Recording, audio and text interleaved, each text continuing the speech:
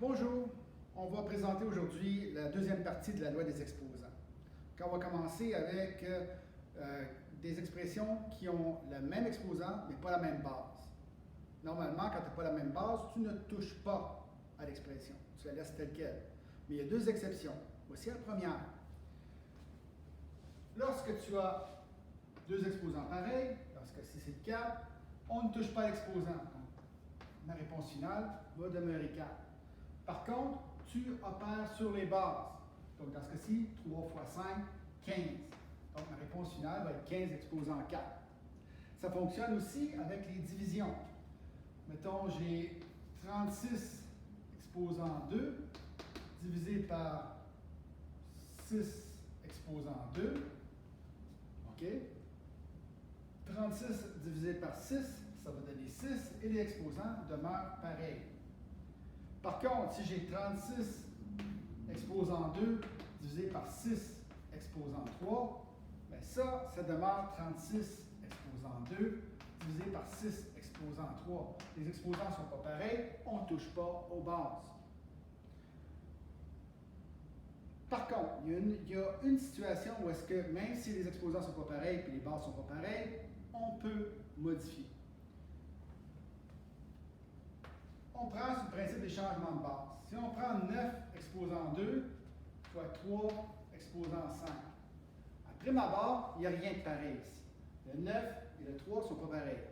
Par contre, si vous allez à la page 31 du cahier jaune que je vous ai présenté dans la dernière partie, vous allez voir qu'il y a des modifications, il y a des puissances qui s'appliquent ici. Donc ici, 3, dans ce cas-ci, ça peut être 3 exposant 2, ça devient 9. Okay? Donc, si je remplace le 9 par 3 exposant 2, toujours à la 2 à l'extérieur, avec 3 exposant 5. 2 fois 2, ça donne 4. Fois 3 exposant 5, ça donne 3 exposant 9.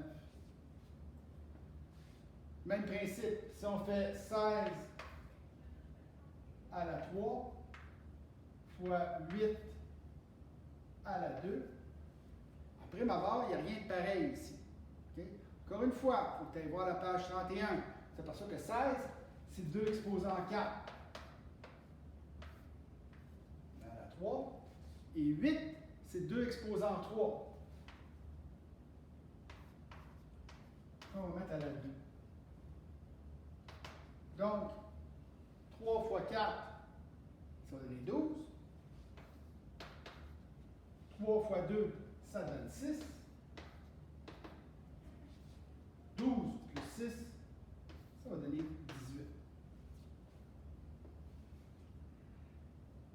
Je sais que c'est un peu compliqué. Vous allez avoir besoin de pratique, OK? Et aussi peut-être bien un peu de suivi. Mais la base est tout le temps pareille. Il faut tout le temps qu'on vérifie, entre autres à la page 31, si les nombres qui sont ici peuvent se changer sur une même base. OK? Donc, absolument, 2, 16, on sait que c'est un facteur, une puissance de 2, et 8 aussi. À ce moment-là, on les transforme. Dernier exemple pour cette petite capsule qui est un petit peu plus complexe.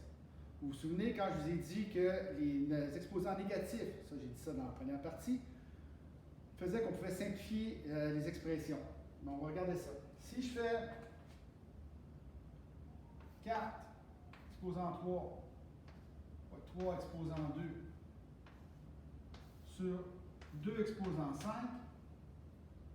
fois 9 exposant 4. Première chose, 4, 3, 2, 9, après ma barre, rien pareil. Par contre, 4 et 2 sont reliés ensemble. 4, c'est 2 exposant 2. Je peux le transformer. Pardon. À la 3. Okay, le 3 demeure ici.